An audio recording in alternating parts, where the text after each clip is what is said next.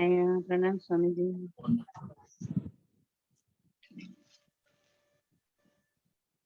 ओम नमो नारायणाय। प्रणाम स्वामी जी।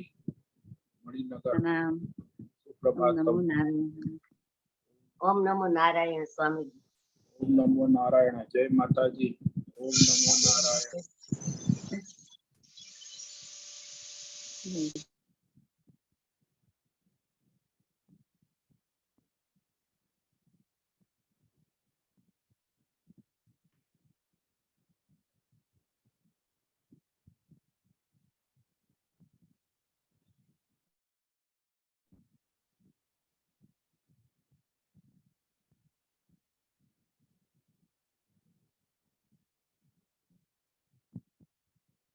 ओम नमो भगवते वासुदेवाय। ओम नमो भगवते वासुदेवाय। नमो भगवते वासुदेवाय। ओम नमो भगवते वासुदेवाय। ओम नमो भगवते वासुदेवाय। ओम नमो भगवते वासुदेवाय। ओम नमो भगवते वासुदेवाय। नमो भगवते वासुदेवाय। ओम नमो भगवते वासुदेवाय।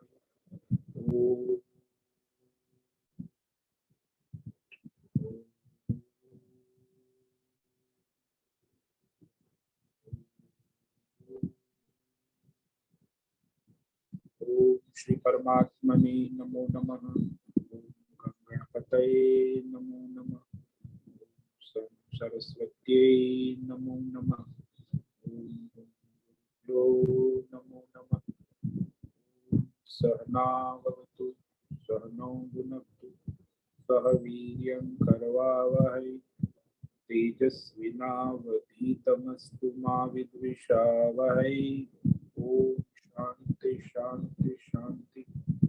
सदाशिवसमारम्भां शंकराचार्यमध्यमम् अस्मदाचार्यपर्यन्तां वन्दे गुरुपरम्परां। पार्थाय प्रतिबोधितां भगवता नारायणेन स्वयं व्यासेन मध्ये महाभारतम् अद्वैतामृतवर्षिणीं भगवतीम् अष्टादशाध्यायिनीं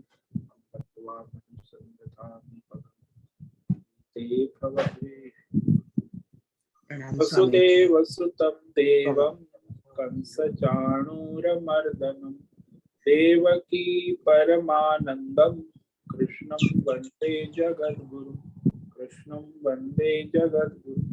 नमस्ते परमं ब्रह्म सच्चिदानन्दरूपाय निर्गुणाय नमस्तुभ्यं ओंकाराय नमो नमः। ओंकाराय नमो नमः।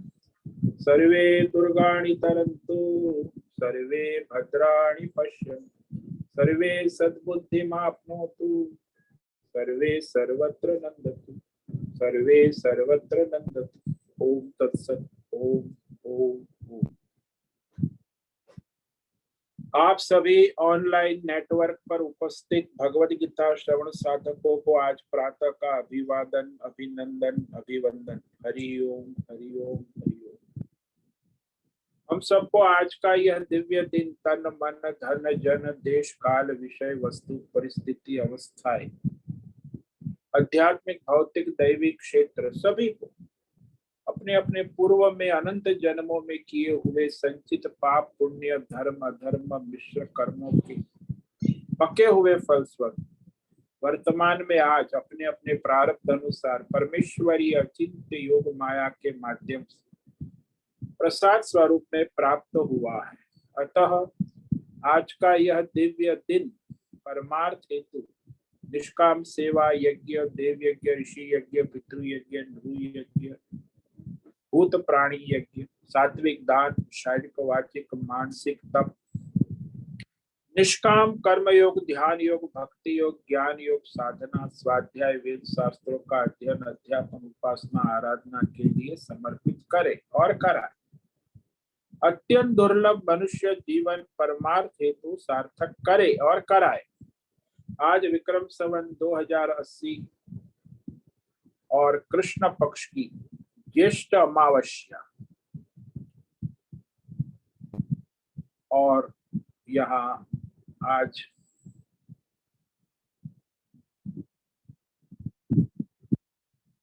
मार्गशीर्ष नक्षत्र है। अमावस्या 10:06 तक है, उसके बाद प्रतिपदा लग जाती। मार्गशीर्ष नक्षत्र है 6:05 सायं 6:05 तक। उसके बाद आर्द्रा नक्षत्र लग जाता है। आज है रविवार, सूर्य उपासना आराधना का दिन है और ग्रीष्म ऋतु चल रही है। यहाँ ऋषिकेश का रात्रि का न्यूनतम तापमान 22 डिग्री रहा और दिन का अधिकतम तापमान 40 डिग्री रहा। वायु की गति 10-15 किलोमीटर प्रति घंटा चल रही। आज यहाँ बादल छाए हुए हैं और गंगा जी का प्रवाह दोनों किनारे चल रहा है। इस प्रकार इसी सन 2023 18 जून 2023 सुबह के 7 बजने वाले हैं। कलयुग का प्रथम चरण 5248वां वर्ष 7वां वयोस्पत मनु श्वेत वराह कल्प ब्रह्मा जी का 26वां दिन और 51वां वर्ष चल रहा है। तो ऐसे अनंत कोटि ब्रह्मा और ब्रह्मांडीय परमेश्वरी अचिंत्य योग माया में हमारा ये एक ब्रह्मांड, इस ब्रह्मांड में ये पृथ्वी लोक में समुद्र के ऊपर जम्बू द्वीप में विश्व का एकमात्र वैदिक राष्ट्र भारत, उत्तर हिमालय प्रांत, उत्तराखंड राज्य में टिहरी जिले में हिमालयन शिवालिक पर्वतमाला के अंतर्गत मणिकूट पर्वत के ऊपर नीलकंठ महादेव के सामने ऋषिकेश नगरी में मुनि की रेती प्रांत में शीशमजाड़ी में अवधूत बड़ा आश्रम में सी ब्लॉक के पहले माले के 5 नंबर कमरे से गंगा किनारे से हम स्वामी उत्तमानंद सरस्वती भगवद गीता के आचार्य शिष्य स्वामी चिन्मयानंद सरस्वती महाराज चिन्मय मिशन कपिलाद्वैत वेद व्यास भगवदपाद शंकराचार्य की श्रृंगेरी संन्यास परंपरा से शिक्षित दीक्षित सनातन वैदिक भारतीय हिंदू धर्म अनुसार संपूर्ण भगवद गीता ज्ञान यज्ञ ऑनलाइन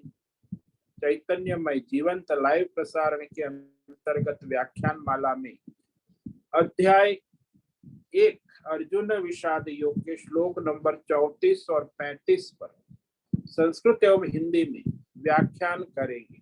दिव्य पवित्र सरल व्यवहारिक सटीक पूर्ण वर्ण अक्षर पद वाक्य पंक्ति श्लोक अध्यायों की संगति संधि अन्वय शब्दार्थ वाक्यार्थ भावार्थ रहस्यार्थ के यथार्थ तात्पर्य सहित वैदिक शास्त्र वेद व्यास साहित्य शंकर भाष्य एवं परंपरागत सन्यासी आचार्यों की टीका टिप्पणी सहित आज का यह भगवद गीता व्याख्यान करेंगे। कृपया आप सभी श्रद्धा भक्ति ध्यान से परिपूर्ण होकर यह दिव्य श्रवण साधना करें, कुछ ग्रहण करें, कुछ धारण करें, कुछ अपने जीवन में चरितार्थ करें और उसमें निरंतरता लाएं। अपनी अपनी आध्यात्मिक भौतिक दैवी अशांति द्वंद्व मोह विक्षेप धार्मिक अशास्त्रीय भ्रम भ्रांतियों से रहित होकर के शरीर इंद्रिय प्राण मन वचन कर्म से एकरूप एकाग्र होकर के शुद्ध सात्विक सूक्ष्म भगवत विवेक बुद्धि करें। वेद शास्त्र आचार्य परंपरा अनुसार विवेक करें। पुनः पुनः इस व्याख्यान का श्रवण करें, मनन करें, चिंतन करें, चर्चा विचारणा करें, प्रचार प्रसार करें, लिंक भेज ग्रुप में शेयर करें, अपना और सबका परम कल्याण करें और कराए। तो कल हमने श्लोक नंबर 32 और 33 पर व्याख्यान किया था,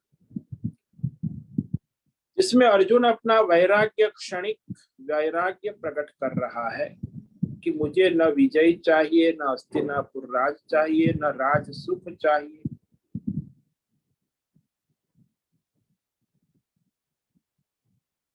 वो कहता है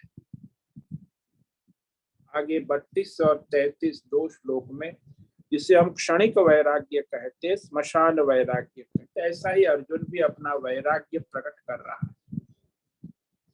न कांक्षे विजयम कृष्ण न राज्यम सुखानि च किन्नो राज्येन गोविंद किं भोगैर्जीवितेन वा।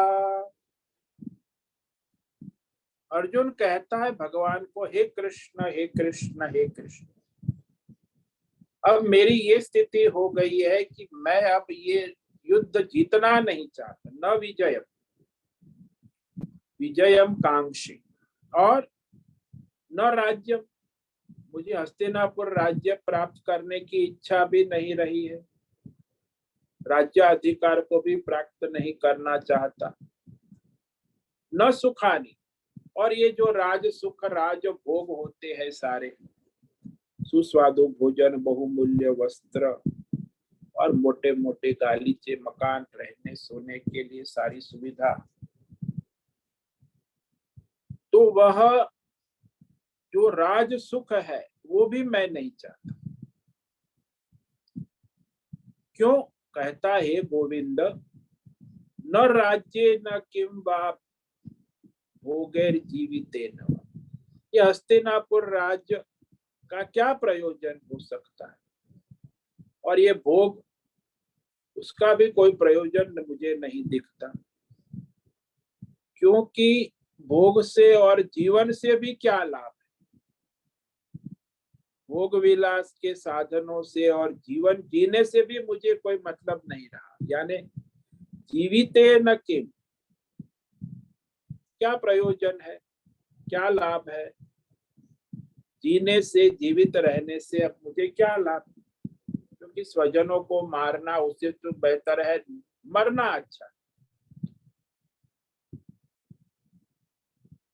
क्योंकि जिनके लिए मुझे हस्तिनापुर राज भोग सुख चाहिए, वे सारे तो अपने प्राण और धन संपत्ति को छोड़कर यहाँ युद्ध मैदान में उपस्थित है।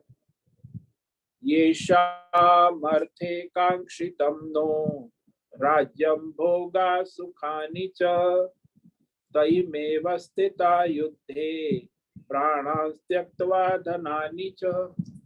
जिन स्वजनों के लिए हमें हस्तिनापुर के राज सुख भोग चाहिए, वो तो सारे यहाँ अपने प्राण और धन संपत्ति को छोड़कर युद्ध में लड़ने के लिए तैयार खड़े हैं।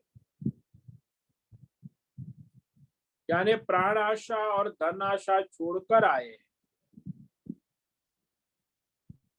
क्योंकि वह अर्जुन और भीम इतने शक्तिशाली है कि कौरवों को मार गिराए।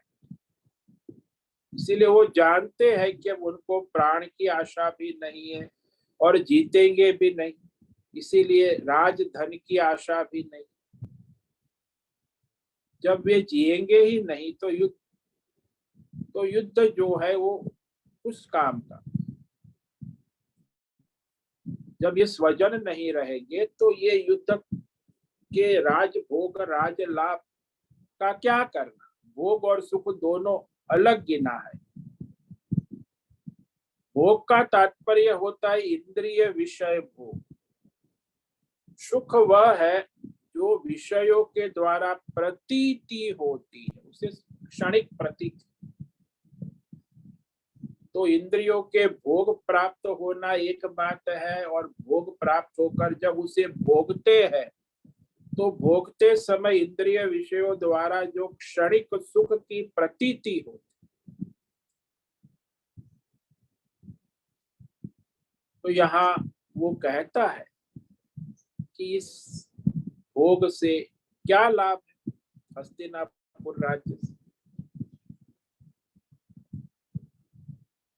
तो यहाँ स्वजन कौन है जिसके लिए अर्जुन इतना मोहित हो रहा है, हस्तिनापुर राज्य की भी अपेक्षा नहीं कर रहा है। अब वो स्वजन के बारे में कह रहा है स्वयं अर्जुन, कि इन स्वजनों को मैं मारना नहीं चाहता। कौन है भाई वो?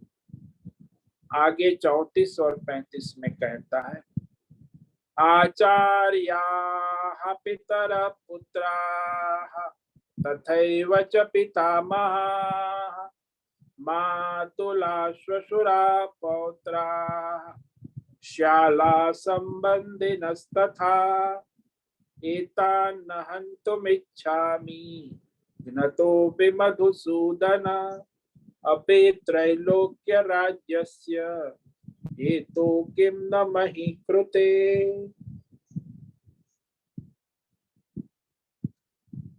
आचार्य, अब अर्जुन कहते इन स्वजनों को मारने की मेरी इच्छा नहीं है। वो कौन है? आचार्य, द्रोणाचार्य, कृपाचार्य आदि आचार्य। पितरः, पांडव कौरव सारे भाई। पिता, भ्राता, चाचा, ताऊ, छोटे बड़े सभी भाई। पुत्राः, सब भतीजे भांजे, द्रौपदी के पुत्र, दुर्योधन के पुत्र, सारे पुत्राः बहुवचन। तथा एव पितामह, भीष्मादि दादा और उनके छोटे बड़े भाई, वो भी उसके दादा ही होंगे। तो ये सारे पितामह, दादा है, दादा। और मातुलाह, सारे मामा, शकुनी आदि मामा भी वहां है, मामे। स्वसुराह, द्रुपद आदि जो लोग ससुर पक्ष वाले, द्रौपदी के पिता। पौत्राह, पुत्र के पुत्र, पौते, वो भी उपस्थित है। और श्यालाह, साले भी है। और सभी स्वजन संबंधी रिश्तेदार जो है वो यहाँ उपस्थित है।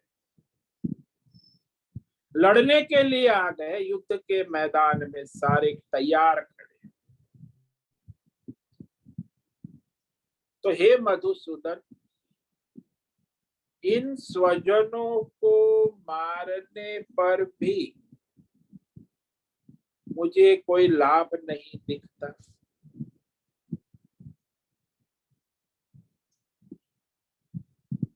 तीनों लोग का राज्य मिल जाए तो भी इनको मैं मारना नहीं चाहता।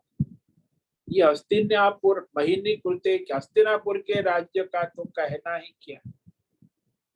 तो अर्जुन का ये वैराग्य जो है क्षणिक, अविवेक से उत्पन्न वैराग्य। तो अर्जुन को यहाँ इस समय ऐसा विषाद, शोक, मोह, ममत्व ग्रस्त हो गया है कि उससे योद्धा, सैन्य कोई नहीं दिखता, स्वजन रिश्तेदार दिखाई दे रहे हैं। यानी इतना मोहित और व्याकुल, युद्ध का मैदान भी नहीं दिख रहा। भाई योद्धा युद्ध के लिए आए, सारे महारथी योद्धा परस्पर एक दूसरे आमने सामने, लेकिन उसे सारे स्वजन ही दिख रहे हैं और कुछ दिख ही नहीं रहा। तो मोहित हो गया है, अत्यंत मोहित मनुष्य, व्याकुल और मोहित है। उसमें खासकर जो दादा है, आचार्य द्रोणाचार्य है। मनुष्य अपने जीवन में बड़े बड़े प्रयत्न करके गुरु सेवा करता है, गुरु की दक्षिणा देता है। तो गुरु के लिए बहुत कुछ मनुष्य करता है, गुरु सेवा, गुरु दक्षिणा। तो वह गुरु जी की आज्ञा का पालन भी करते, बहुत ही भयंकर कर्म भी कर लेते, गुरु की मनोकामना दक्षिणा देते हैं। तो अपनी परिस्थितियों से उपराम होकर भी प्रयत्न पूर्वक गुरु की सेवा करते हैं।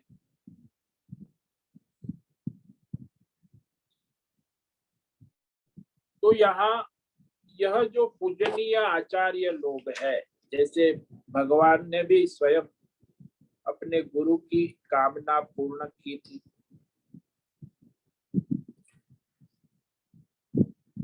और एक शिष्य ने तो ऐसा किया कि अपनी गुरु माता ने कह दिया कि अमुक कुंडल ले आओ, नागराज के पास था।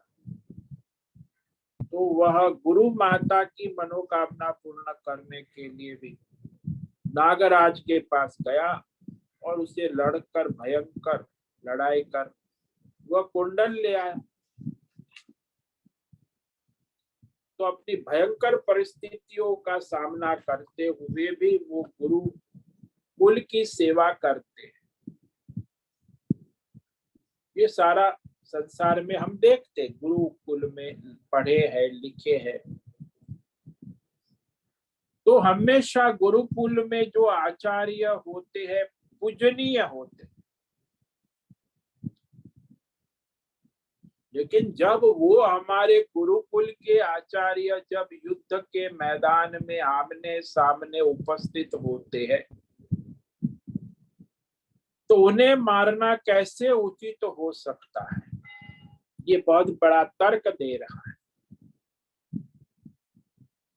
अरे गुरु तो है आमने से, लेकिन यहाँ तो पिता, चाचा, पुत्र, पौत्र, भाई सारे आमने सामने है।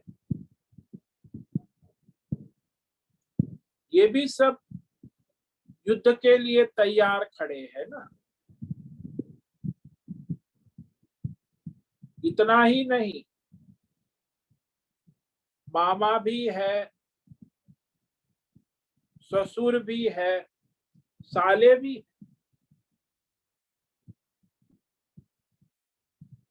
तो आचार्य, स्वजन, संबंधी जिन्होंने हमारी सेवा की है, हमारा पालन पोषण किया है, हमारा बचपन से भरण पोषण किया है, बहुत कुछ हमारे जीवन में उनका योगदान है।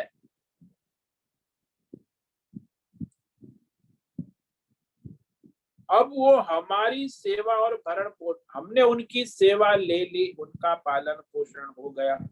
अब हमारा समय है कि हम उनका भरण पोषण करें, सेवा करें। बचपन में उन्होंने, अब आप तो बड़े हो गए, तो अब उनकी आप वृद्ध अवस्था में सेवा भरण पोषण करें। वो अपने वृद्ध माता पिता, दादा, चाचा, स्वजन, ससुर वो मारने योग्य नहीं, वास्तव में वो सेवा करने योग्य है, भरण पोषण करने योग्य है, सुरक्षा देने योग्य है। तो मारने की इच्छा तो बड़ी भयंकर है। तो ममत्व के कारण अर्जुन इस तरह सोचता है कि ऐसे स्वजनों को कैसे मारा जाए। देखो, अर्जुन स्वजनों को नहीं मारना और भगवान कहेंगे मारो, भगवान मारना चाहते, भगवान ने तो मार चुके हैं। वैसे अर्जुन को निमित्त मात्र कहेंगे कि तू निमित्त बन। ये कोई स्वजन नहीं है, अधर्म के पक्ष में खड़े हुए अधर्मी। स्वजन और अधर्म के पक्ष में खड़े हुए अधर्मी में विवेक करो। अधर्मी को मार रहे हो, तुम स्वजन को नहीं मार रहे हो, भगवान कह सकते। लेकिन यहाँ ये भी कह सकते कि तुम संधि करने तो आए नहीं, युद्ध करने आए हो। दोनों सेनाओं के शंख बज चुके हैं, बैंड बाजे बज चुके, दोनों सेना युद्ध के लिए तैयार है। यदि अर्जुन तुम युद्ध नहीं करोगे तो ये तुम्हें युद्ध में मार देंगे।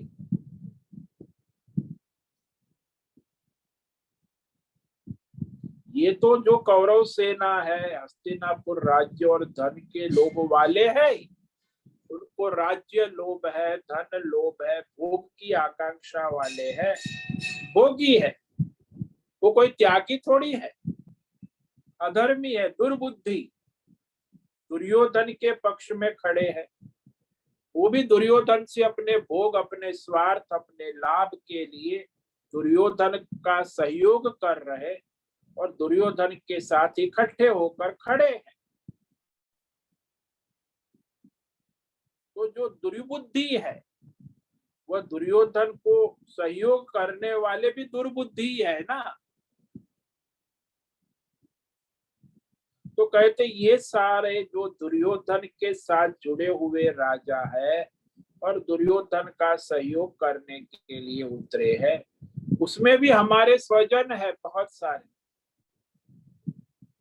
इसलिए वो अपनी ममत्व मोह के कारण भावुक होकर कहता है, ये मुझे मार भी डाले तब भी मैं इन स्वजनों को मारना नहीं चाहता। अब अर्जुन को मारने की इच्छा ही नहीं है, एकदम वैराग्य है, किसी को मारना नहीं चाहता, मरना चाहता।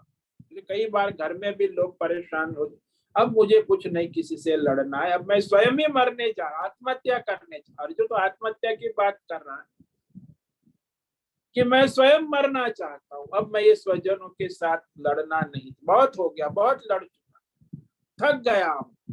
संसार में भी लोग कहते बहुत हो गया अब इनसे लड़ लड़ के, अब मैं इनको धर्म अधर्म का सिखा नहीं सकता, इस वजन ऐसे ही है, तो अब मैं स्वयं ही आत्महत्या करने जा रहा हूँ। स्वयं मुझे मरना श्रेयकर लगता है, उसी में कल्याण, अर्थात मरना ही श्रेयकर है मेरे लिए। अभी लड़ना नहीं पर मरना ही कल्याणकारी है, ऐसा अर्जुन की बुद्धि में। और वो कहता है भगवान को, हे मधुसूदन,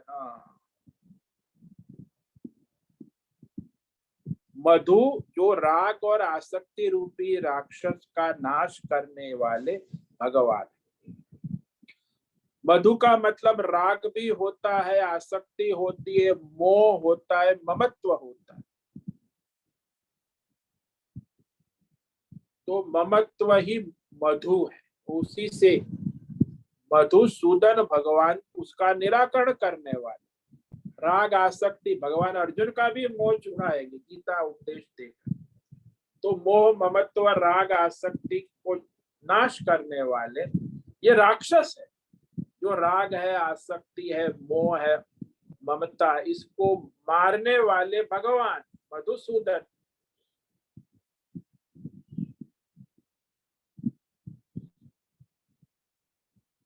तो वह भगवान जो है मधुसूदन है। मधु नाम का ये जो राक्षस था ना, वो इतना भयानक था कि वो ब्रह्मा जी के पास जो वेद थे उसका अपहरण कर लिया। तब भगवान ने मत्स्य अवतार में वेदों का उद्धार किया था। तो वैदिक सनातन मानव धर्म का रक्षण करने के लिए वेदों का उद्धार किया। मधुसूदन यानी आप वैदिक सनातन धर्म के प्रवर्तक। मधुसूदन का अर्थ ये भी होता है कि जो सनातन धर्म के प्रवर्तक आचार्य है। तो अर्जुन कहता है कि भगवान आपको ये स्वीकार कर लेना चाहिए कि ये जो हमारे अधर्मी है, दुष्ट है, दुराचारी है, भोग लंपट है, असुर है, हमारे स्वजन है, जैसे भी है, तो ये लोग जो है अधर्मी लोग मुझे मार डाले, फिर भी मैं युद्ध न करूं ये उचित है, भले वो मार डाले, लेकिन आप तो मधुसूदन है ना भगवान, आप मारने वाले, इसीलिए आप मुझे इस अधर्म से बचा सकते। अर्जुन कहता है कि मैं अपने जीवन की रक्षा के लिए इन्हें नहीं मारूंगा। एक बात तो उसने कही, लेकिन और भी उसने कह दिया एक वाक्य कि तीनों लोक का राज्य भी मुझे मिल जाए तो भी मैं इन मेरे स्वजनों को नहीं मारूंगा। ये केवल हस्तिनापुर का एक टुकड़ा, एक राज्य है, उसको प्राप्त करना, उसमें कौन सा, अरे पूरा पृथ्वी और तीनों लोक, भूर्भुवः स्वः देवलोक ब्रह्म लोक का राज्य भी मिल जाए तो भी उस राज्य के लिए मैं स्वजनों को मारना नहीं चाहता। तो इस प्रकार अर्जुन अपना अविवेक प्रकट कर रहे, मोह प्रकट कर रहे और अपना शोक भी प्रकट कर रहे, आसक्ति ममत्व को प्रकट कर रहे। इसमें और कुछ नहीं, मोह ममता और आसक्ति से ही ये सारी बातें होती।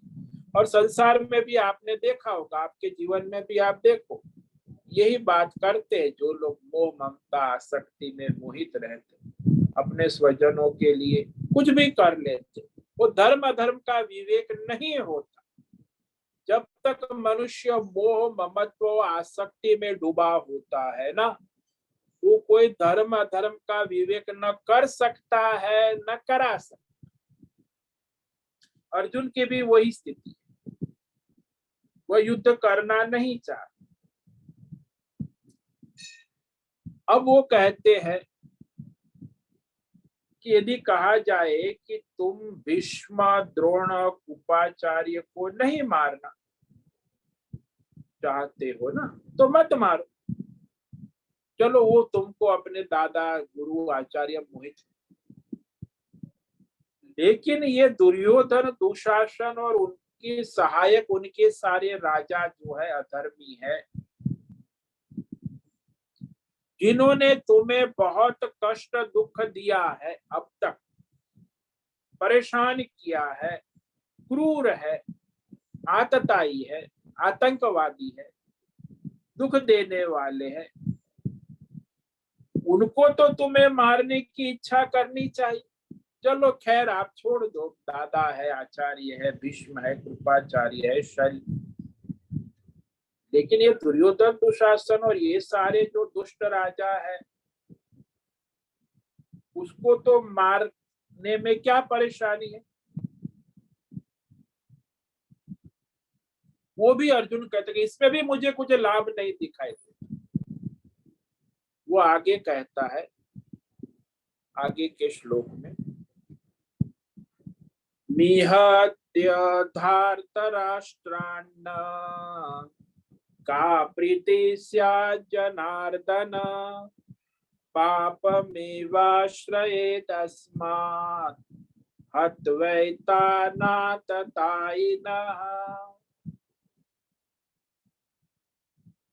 निहत्य धार्तराष्ट्रान्न का प्रीति स्यात् जनार्दन।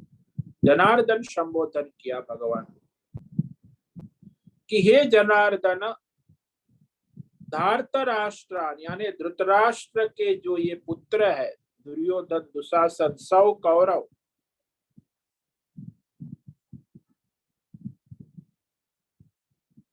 उनको मारकर हमें क्या प्रसन्नता होगी।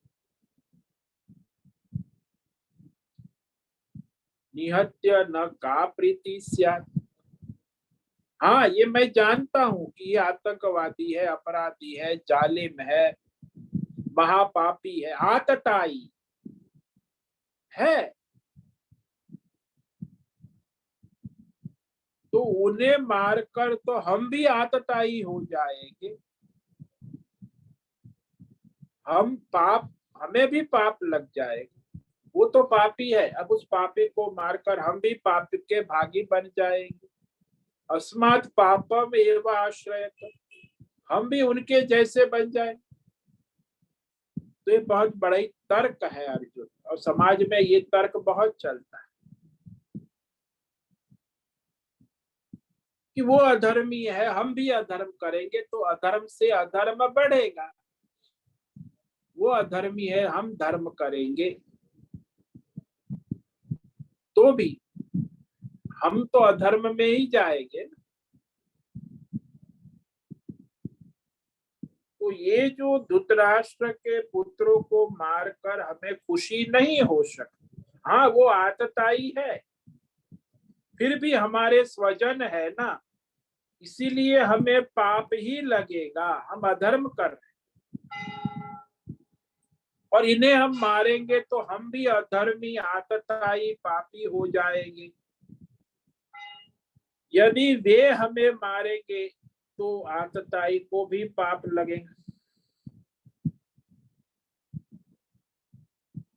ये बहुत बड़ा विटंबना है संसार में कि अधर्म में धर्म दृष्टि कहाँ तक होती है उसका देखो, कहाँ तक, बड़ी सूक्ष्म बात कि अधर्म में धर्म दृष्टि कहाँ तक होती है, इसका सांकेतिक अर्जुन लक्षण कह रहा है कि देखो ये दुर्योधन दुशासन जो भी है, दुष्ट है, उन्होंने हमें बहुत कष्ट दिया है, वे हमारे भाई है, स्वजन है,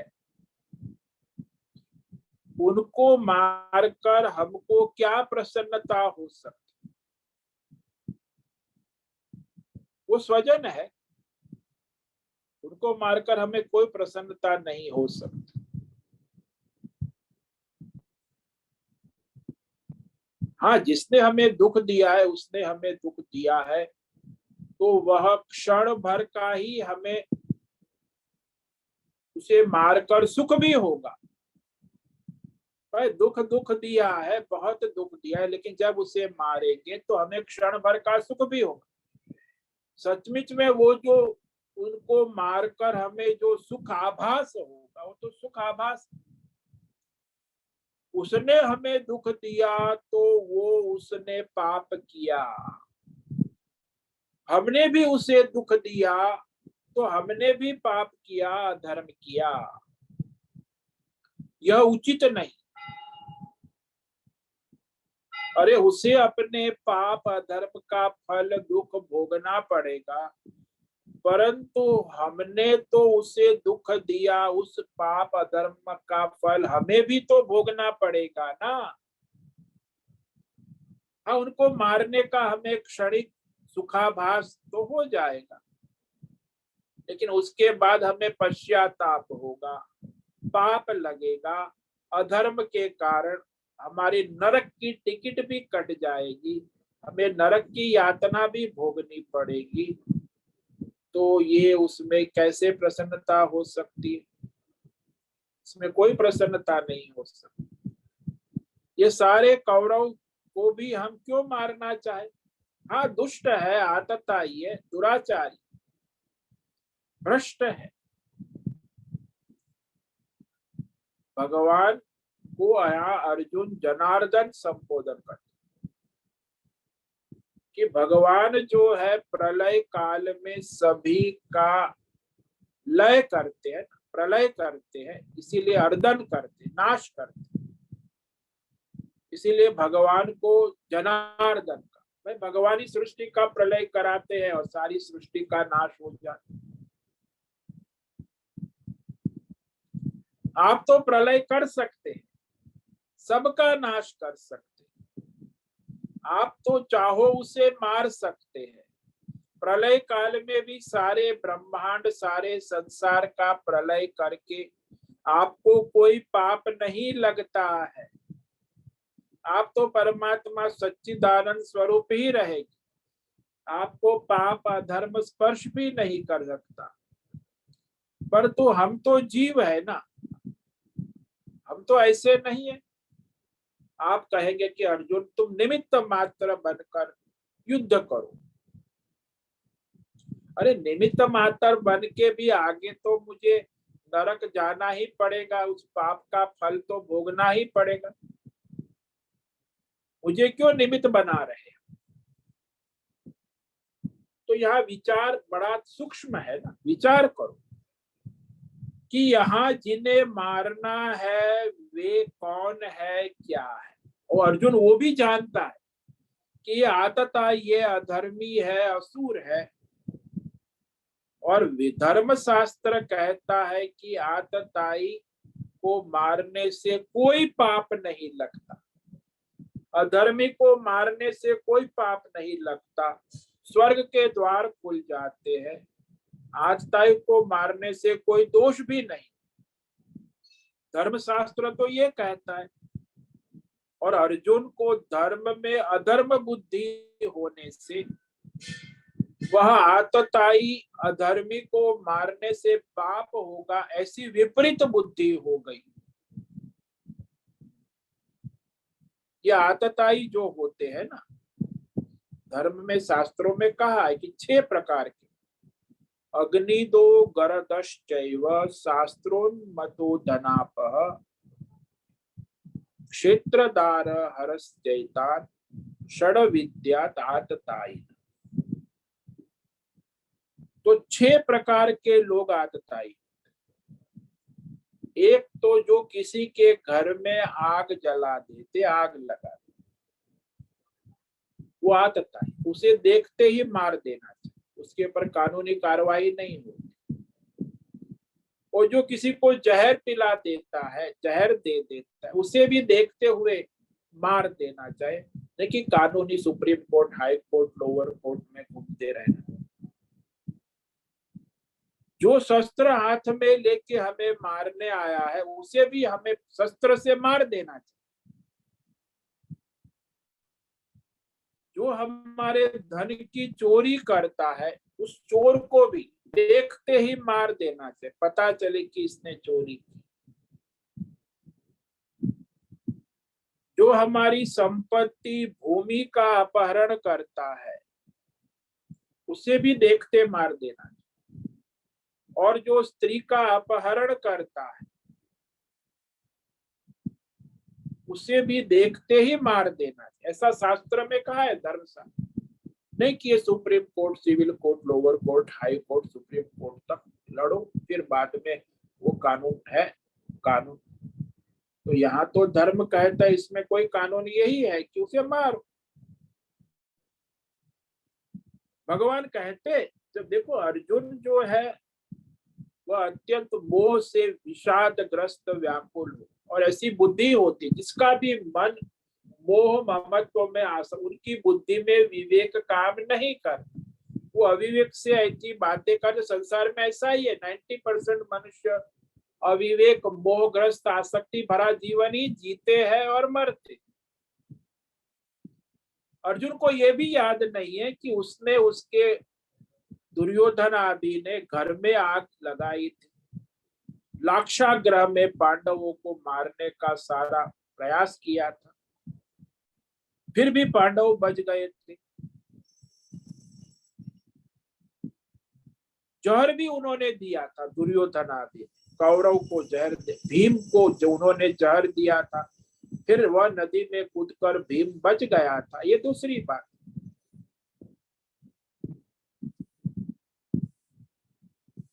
राज्य का हरण, उनका हक अपहरण चाहिए, आतताई है। हाथ में शस्त्र आए हुए, शस्त्र लेकर भी लड़ने आए, प्रत्यक्ष आतताई है।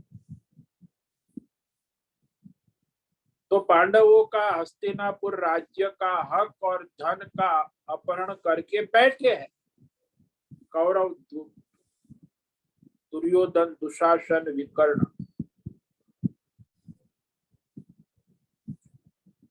बात भी ये थी कि वो 12 वर्ष वनवास काटकर, 1 वर्ष अज्ञातवास काटकर पुनः उन्हें हस्तिनापुर राज्य आधा मिल जाए,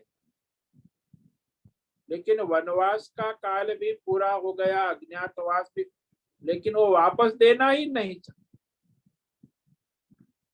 तो कौरव जो है वो हस्तिनापुर राज्य को दबाकर बैठ गए, और ये स्त्री का अपहरण किया था, यानी उन्होंने द्रौपदी को वहां चीरहरण भी दरबार में किया था। ये भी आतताई का काम है, द्रौपदी का चीरहरण किया, द्रौपदी का अपमान किया, उनकी पत्नी। तो ये सारे आतताई है, उनके कार्य भी आपके जीवन में, आपके अनुभव में है। ये 6 के 6 कार्य उन्होंने आपके साथ किए हैं, दुर्योधन, दुशासन, कौरव, आतताई है। इसलिए उनको आतताई होने में कोई संदेह नहीं है। ये कहा जाए, आतताई न मान्यांतम हंत देवा विचारयन् ना आतताय वधे दोष हंतुम भरवती कष्ट। अरे भाई, आतताई ब्राह्मण है कि अब्राह्मण है, बालक है कि युवा है, स्वजन है कि परिजन है, इसका कुछ विचार करने की जरूरत ही नहीं, वो आतताई है। अधर्म पाप किया है, आततायु को आते देखकर ही मार देना चाहिए। ये धर्मशास्त्र का नियम। धर्मशास्त्र तो ये कहता है, लेकिन अर्जुन धर्मशास्त्र पढ़ा हुआ भी है, जानता भी, लेकिन वो मोह ममत्व आसक्ति के कारण अर्जुन को लग रहा है कि इनको मारकर हमें पाप लगेगा। इस प्रकार उसे स्वधर्म में अधर्म दृष्टि कर रहा है, अपने स्वधर्म में अधर्म। ये बहुत ही सूक्ष्म धर्म का विवेक है। न हिंस्यात् सर्वभूतानि, किसी भी प्राणी को नहीं मारना चाहिए। और साथ में लिखा आततायु को मारने का विधान भी है।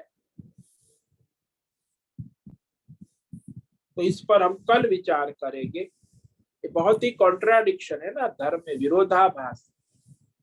एक तरफ कहते हैं कि आततायु को देखते ही मारना चाहिए, और दूसरा कहते अहिंसा परम धर्म, किसी भी प्राणी को नहीं मारना चाहिए। तो इस विरोधाभास पर हम कल विचार करेंगे। तो आज जो हमने श्लोक किए उसे संक्षिप्त में देख लेते हैं। श्लोक नंबर 34, 35 और 36।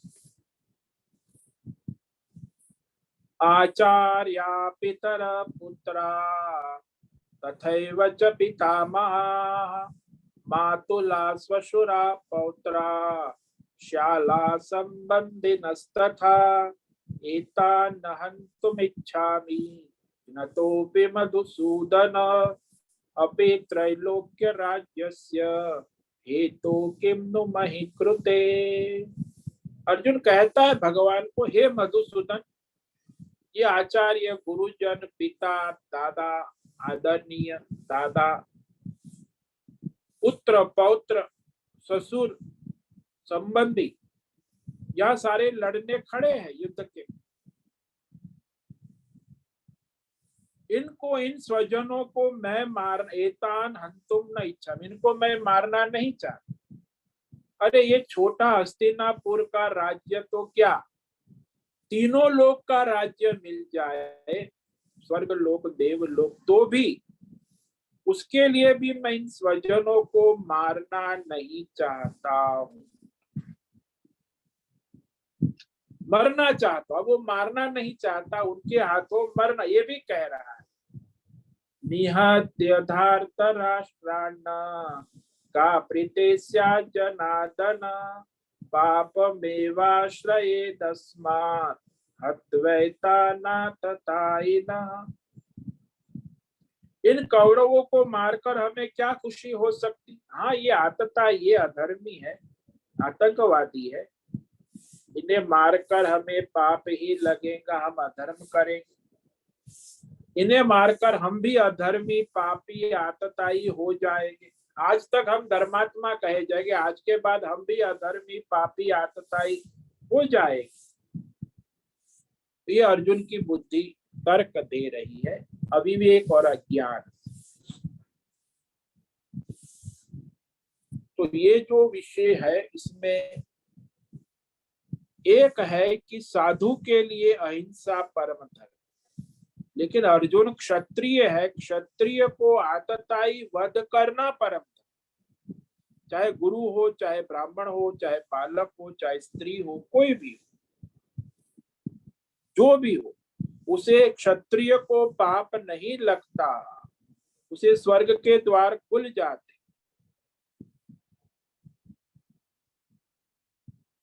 तो ये विवेक करना कौन है, कहाँ है, किस परिस्थिति में, स्वधर्म का विवेक करना आवश्यक है। भाई किसका क्या स्वधर्म है। सबके लिए अहिंसा पर, हाँ साधु के लिए है अहिंसा परम धर्म, लेकिन जो गृहस्थ है, जो क्षत्रिय है, उसके लिए तो हिंसा ही धर्म है, अधर्म का नाश करना ही धर्म है। तो इस पर हम कल विचार करेंगे। ओम नमो नारायणाय, ओम नमो नारायणाय, ओम नमो नारायणाय, ओम नमो नारायणाय, ओम नमो नारायणाय। कायेन वाचा मनसेन्द्रियैर्वा बुद्ध्यात्मना वा प्रकृते स्वभावात् करोमि यद्यत् सकलं परस्मै नारायणायेति समर्पयामि, नारायणायेति समर्पयामि। ओम सर्वे भवन्तु सुखिनः, सर्वे सन्तु निरामयाः, सर्वे भद्राणि पश्यन्तु, मा कश्चित् दुःखमाप्नुयात्। अस्तु मा सद्गमय, तमसो मा ज्योतिर्गमय, मृत्युर्मामृतङ्गमय। ओम पूर्णमदः पूर्णमिदं पूर्णात् पूर्णमुदच्यते पूर्णस्य पूर्णमादाय पूर्णमेवावशिष्यते। ओम शांति शांति शांति। शंकरं शंकराचार्यं केशवं बादरायणं सूत्रभाष्यकृतौ वन्दे भगवन्तौ पुनः पुनः। ईश्वरो गुरुरात्मेति मूर्तिभेदविभाग व्योमवद्व्याप्तदेहाय दक्षिणामूर्तये नमो। ओम गुरुभ्यो नमो नमः। ओम तत्सत्। ब्रह्मार्पणमस्तु। ओम ओम ओम।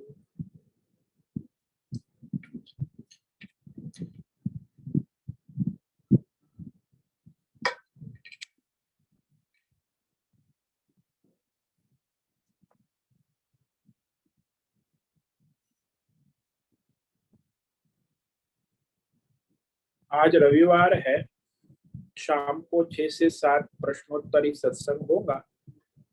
तो हमारे 3 कार्यक्रम चलते हैं हर प्रतिदिन। ये सुबह 7:15 से 7:45 भगवद गीता ज्ञान यज्ञ।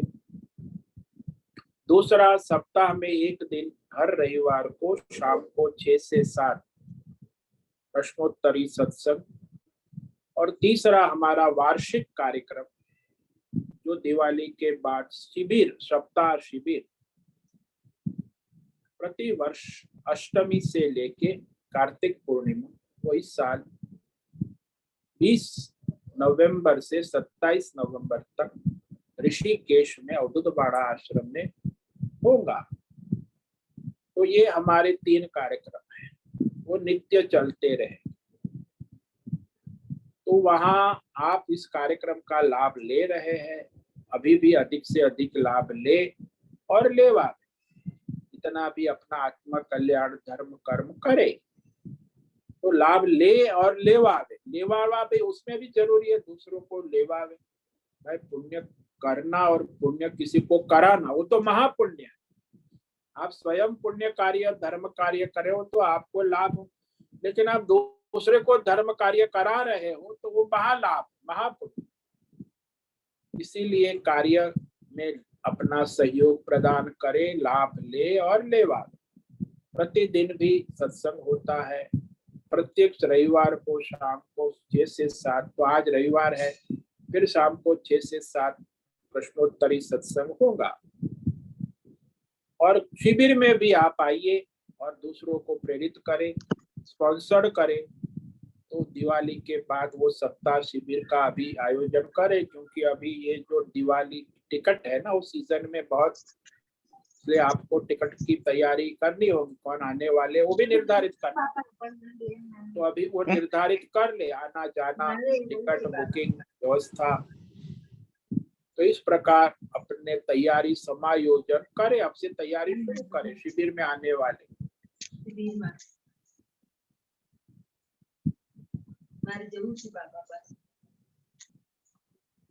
अच्छा, अभी किसी को कोई प्रश्न है पूछ सकते हैं, समय है।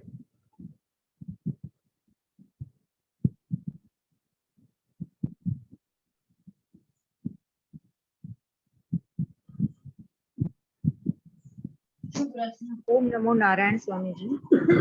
बोलो।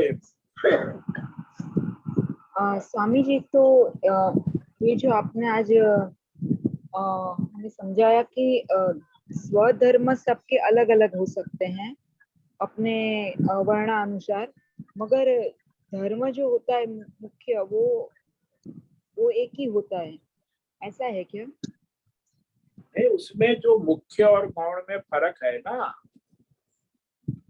वो मनुष्य संसार में स्वधर्म का विवेक करे वर्णाश्रम धर्म के अनुसार, तो वह जैसे एक होता है परम धर्म जो शास्त्रों में कहा है, और वह जैसे अहिंसा परम धर्म ऐसा भी वाक्य है, और क्षत्रियों को वध करना ये भी परम धर्म है, ये भी कहा। अब दोनों में परम धर्म का, तो कौन व्यक्ति है वहां किसके लिए कहा है ये भी महत्व का है ना। अब वो साधु है धर्मात्मा जो सब कुछ संसार त्याग करके साधना तप कर रहा है, तो साधु के लिए अहिंसा परम धर्म है। लेकिन जो राजा है, क्षत्रिय है, राज्य धर्म पालन कर रहा है, तो उसे युद्ध के मैदान में हिंसा करना ये परम धर्म। युद्ध के मैदान में चाहे कोई भी हो, युद्ध के मैदान में आमने सामने आ गया, वो क्षत्रिय है, तो उसे उसकी लड़ाई करने या प्राण वीर गति प्राप्त होगा तो भी स्वर्ग में जाएगा, जीतेगा तो भी पुण्य प्राप्त करेगा। बोतल ले जाजे पानी અને ભગવાન કેવું કહી દે। इसलिए ये विवेक करना आवश्यक है मनुष्य को कि भाई जब भी परिस्थिति आए तो अपने देश काल विषय परिस्थिति वर्णाश्रम धर्म के अनुसार स्वधर्म का विवेक होना आवश्यक।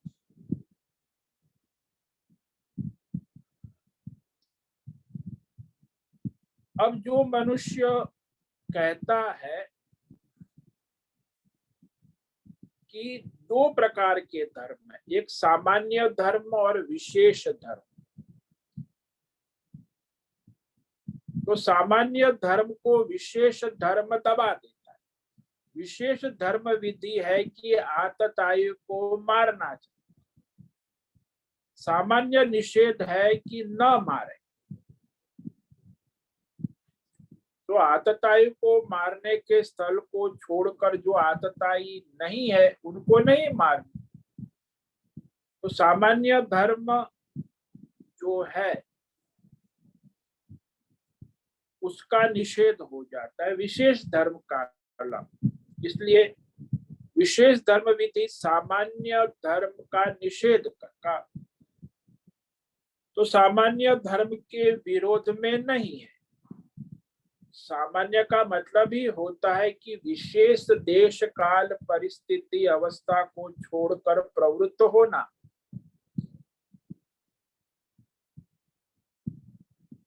सामान्य का मतलब ये होता है कि विशेष देश काल परिस्थिति को छोड़कर प्रवृत्त होना।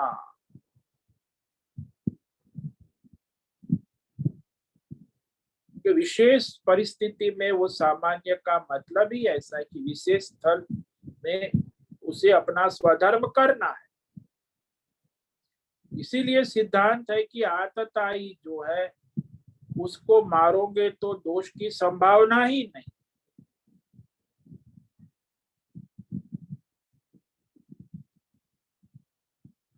तो सामान्य का मतलब ही ये हुआ कि विशेष धर्म को छोड़कर प्रवृत्त होना।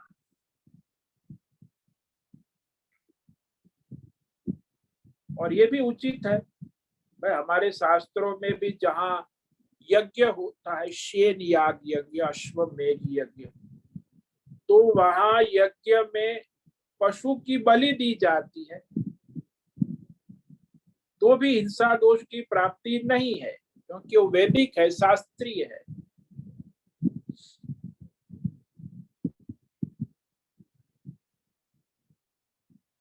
इसीलिए मनुष्य को जहां राग होगा, आसक्ति होगी, राग से प्रवृत्ति होगी, वहां शास्त्र के अनुकूल होने पर भी आसक्ति राग वाला दोष रहेगा।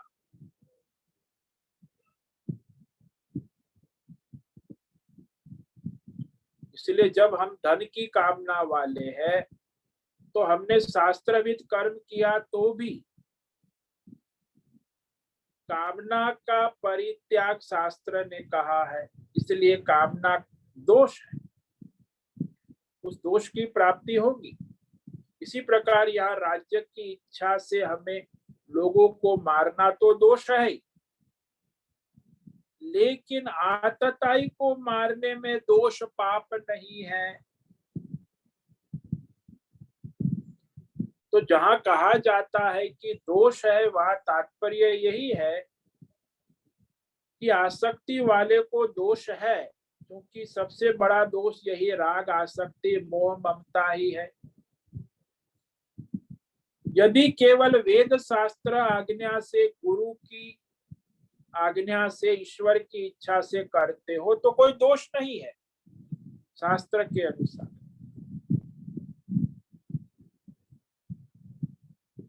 इसलिए आतताई को मारना कोई दोष नहीं है, परंतु अपना कुछ भी स्वार्थ है उतने अंश में दोष होगा ही, इसीलिए विवेक करना आवश्यक।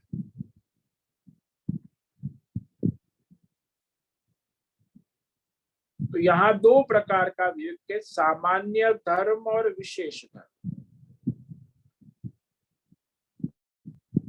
तो ये सामान्य धर्म है, अहिंसा विशेष धर्म नहीं है। और वर्णाश्रम धर्म अपना कर्तव्य, स्वधर्म विशेष धर्म, वो क्षत्रिय है। और ये सामान्य धर्म साधु को लगता है, जो साधु महात्मा है उनको तो अहिंसा का व्रत दिया जाता है कि अब आप साधु बन गए हो, भगवान का भजन करो, दुनियादारी छोड़ो, हिंसा अहिंसा के चक्कर से मुक्त हो। लेकिन आप तो क्षत्रिय हो, और क्षत्रिय का स्वधर्म हिंसा है, वो भी अधर्मी आतंकवादियों को देखते ही मारने की बात नहीं। जैसे हम यहाँ आतंकवादी आ जाए तो पुलिस वाले क्या करेंगे, आर्मी वाले क्या करेंगे? भाई वो आतंकवादी है, उसे तो देखते ही मारना पड़ेगा, कोई आतंकवादी है, वो भी मार रहा है किसी को भी देखते ही, तो उसे मारना वो तो आर्मी पुलिस का कर्तव्य, स्वधर्म नहीं कि हम वो पकड़ लेंगे उसको, जिंदा कैसे पकड़ोगे? वो भी अपने मशीन गन के साथ, पूरी तैयारी के साथ, आप भी फौज वाले हो अपनी मशीन, तो वो आतताई है, आतंकवादी है। वहां कोई कायदे कानून राष्ट्र के नियम नहीं लगते, संविधान भी नहीं, हो तो मारो उसे। तो ऐसा है, समझ में आया? हाँ स्वामी जी, मतलब ये सामान्य धर्म और विशेष धर्म के विवेक के लिए तो बहुत मतलब गुरु और शास्त्र का अध्ययन आवश्यक है, नहीं तो ये नहीं हो सकता है। हाँ, वो अपने आप आपने शास्त्र अध्ययन किया है, आचार्य परंपरा, विवेक बुद्धि में विवेक शास्त्र है तो होता है, नहीं तो सूक्ष्म है ना। सामान्य धर्म और विशेष धर्म की विधि जो है वो विवेक आवश्यक है, वो बहुत कम लोग कर पाएंगे कि भाई इसका इस समय क्या विशेष धर्म है, क्या सामान्य धर्म। देश काल परिस्थिति के अनुसार बदलता रहता है, व्यक्ति सामने कौन है, तो वहां भी उसे विवेक करना होगा प्रत्येक क्षण।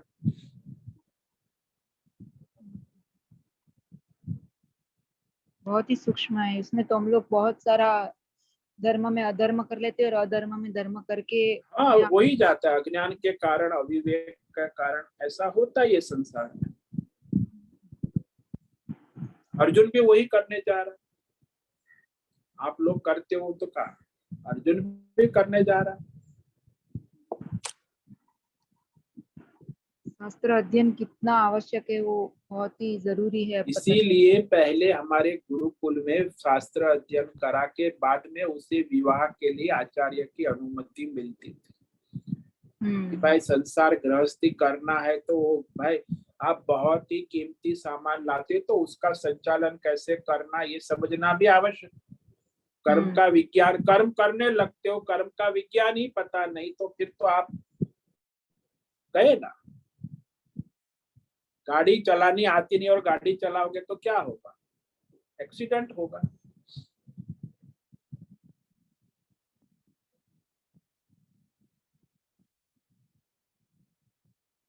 हाँ ठीक है। स्वामी हाँ स्वामी जी, ज्ञान लेना और सत्संग करना, शास्त्र अध्ययन करना बहुत बहुत आवश्यक है। ठीक है, आज का समय पूरा हो गया। शाम को फिर 6 से 7 मिलेंगे। ओम नमो नारायण। सब साधकों को ओम नमो नारायण। ओम नमो नारायण। ओम नमो नारायण स्वामी जी। सभी साधकों को ओम नमो नारायण स्वामी। ओम नमो नारायण। ओम नमो मुझसे नारायण स्वामी। निवेदन है, आज का सत्संग पूर्ण करें। ओम नमो नारायणाय। ओम नमो नारायण। आज का यह दिव्य सत्संग हम यही पूर्ण करते हैं। सभी साधकों को ओम नमो नारायणाय। सभी साधकों को ओम नमो नारायण।